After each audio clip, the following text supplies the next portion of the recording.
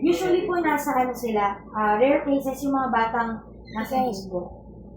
Yung ang kakaya, malaking siya, walang chinelas, yung mga nasa documentary. So, usually si hookworm po, pumapasok siya sa skin. So, ayan siya, may pakain mo. So, yan, si hookworm. Next, si whipworm, parang siyang latigo. Ito hindi ko rin ito mapapansin. Bakit? Para lang siyang tela na nakapalupot sa kubo.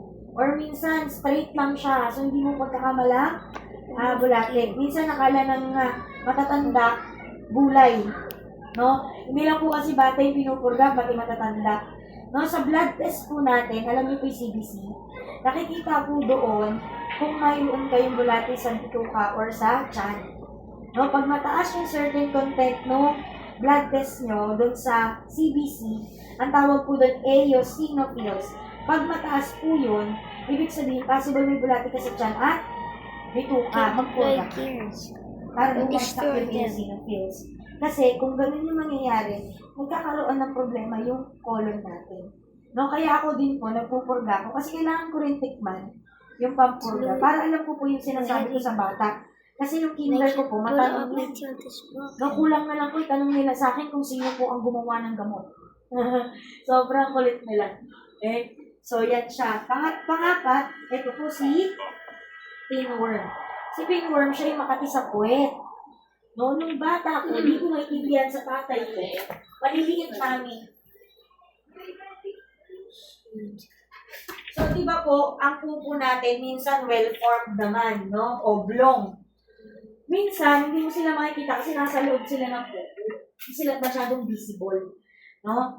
And, madikit yan sa bituka. Itong tatay ko, hindi ko alam ng bata ko, tinatanggal nga niya yung, mga bulate sa puwet, yan, Johnny. So, pag pinapatay daw pala yun, possible may mga itlog. So, parang nagiging breeding, pumapunta lang sa ibang tao.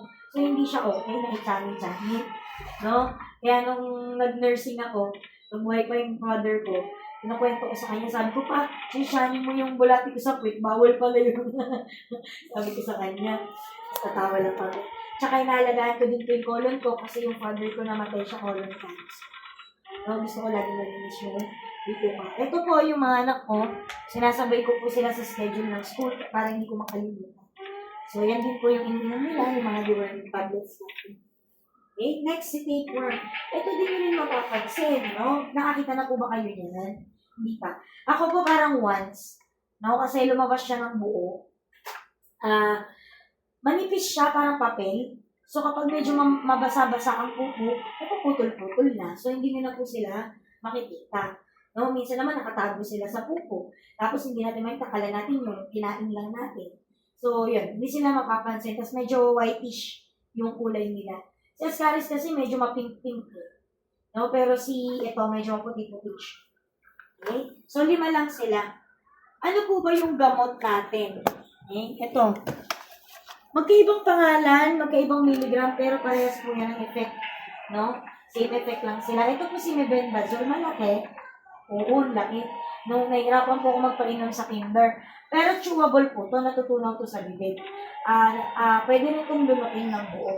So, kung durog, inalo sa tubig, nilunok ng buo, okay lang, basta nainom. No? Yun nga lang, nahihirapan ako sa kinder kasi malaki siya. Tapos parang pag makikita ka lang nila, natatakot na sila. So, ito. Do you drink this one? The deworming tablets? The worms, diba? Remove. Alam niya, kilala niya. Yes, pwede po, walang problema.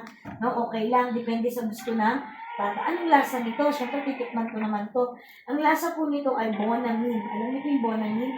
Yun, yung para sa hilo. Wala siyang aftertaste ng pait, kaya okay lang talaga. Hindi naman magre-reklamo si bata. Psychological lang, natatakot sila kasi ang laki. Diba? So, nag-request po kami kay DOH. Liitan naman, ito na siya, bagong deliver. Albendazole. Mas maliit na po, mas madili din siyang madurog. Kaya iningatan ko siyang hawakan. Kasi pag ginawakan ko siya, nadudurog Parang nagkakaroon ng granules. No? So, chewable din po. Hindi na kailangan ng tubig. Pero kung gustong tubigan ng bata, okay lang. No? Madali na rin po itong malusaw. Look, baby, this is the new tablet.